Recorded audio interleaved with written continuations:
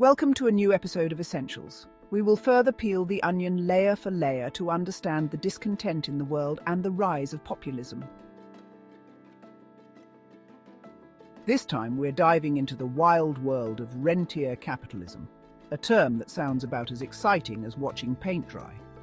It's about making money not by doing anything, but by owning stuff and letting the cash roll in. Think of it like this.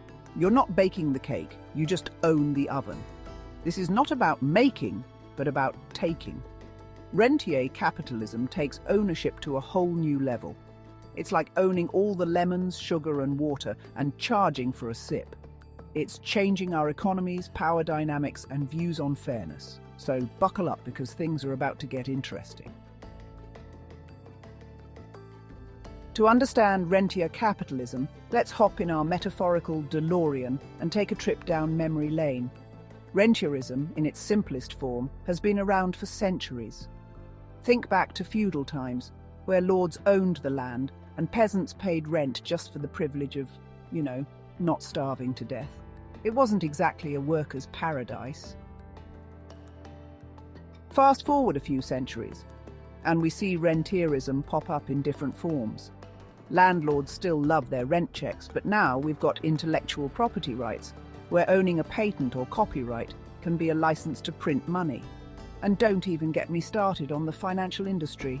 Those folks have elevated rent-seeking to an art form. The point is, the methods have evolved, but the principle remains the same. Extract wealth by controlling access to something people need or want. And in the era of globalization and digital technology, this game of who owns what has reached a whole new level. What's fueling this rise of rentier capitalism? Picture a perfect storm of economic factors creating a 5-alarm dumpster fire. Super low interest rates make it cheap for investors to borrow money and buy assets. Think real estate, intellectual property, you name it. Then there's the financialization of everything. More aspects of our lives are treated as financial instruments.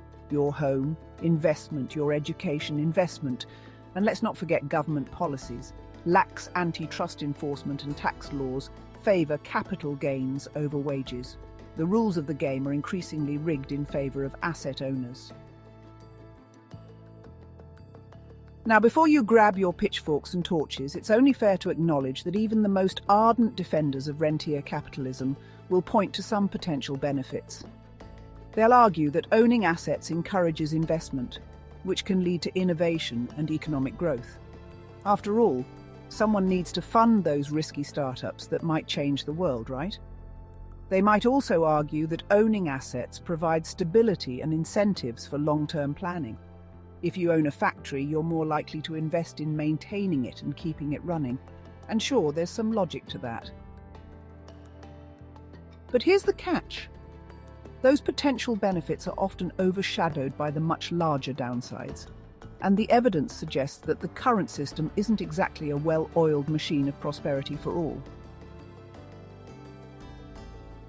Let's talk about the elephant in the room, or maybe we should call it Godzilla, given its size and potential for destruction. Rentier capitalism is a driving force behind the staggering levels of inequality we see today, when a select few can amass wealth simply by owning things, while the rest of us are stuck paying rent for just about everything. The gap between the haves and the have-nots widens faster than a Kardashian at a plastic surgeon's office. Please realize that the 26 richest people in the world own as much as the 3.6 billion poorest people. Quite bizarre, isn't it? This concentration of wealth and power has all sorts of nasty side effects. It stifles social mobility, making it nearly impossible for people to climb the economic ladder. It undermines democracy, as those with the most money gain an outsized influence on policy. And it creates a deeply unfair system where your starting point in life largely determines your outcomes. So, what happens when a growing number of people feel like the economic system is rigged against them? Well, they tend to get a little bit restless. This brings us to the rise of populism, both on the left and the right. Now, populism is a complicated beast, but one of its key drivers is a sense of economic frustration and resentment towards elites. When people feel like they're working harder than ever, but falling further behind, they start looking for someone to blame. And who better to blame than the out-of-touch elites who seem to be hoarding all the wealth and pulling the strings from their ivory towers? Populist rhetoric often taps into this anger, railing against the greedy corporations and the corrupt establishment. Think slogans like "drain the swamp" or "take back control." While these messages can be simplistic and sometimes even dangerous, they often resonate with people who feel left behind by the current system.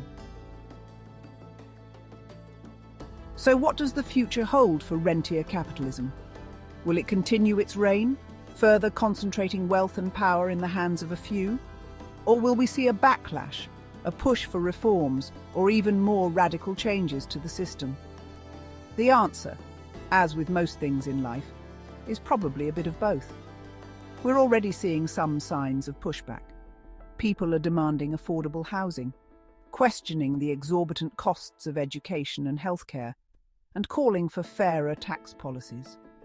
Governments are under pressure to address monopolies, regulate the financial industry, and invest in public goods. Whether these efforts will be enough to create a more equitable and sustainable system remains to be seen. But one thing is clear: the conversation about rentier capitalism is just getting started, and it's a conversation we can't afford to ignore, because the stakes, for all of us, are incredibly high. This brings us to the end of this episode.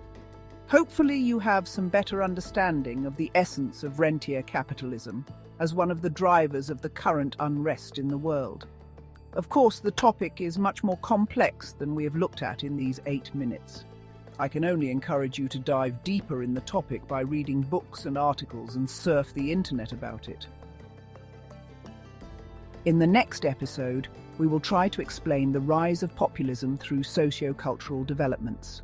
We will have a look at the so-called silent revolution, which takes place in the West since the 1960s. So please, join me in the next episode of Essentials, and do not forget to subscribe to the channel.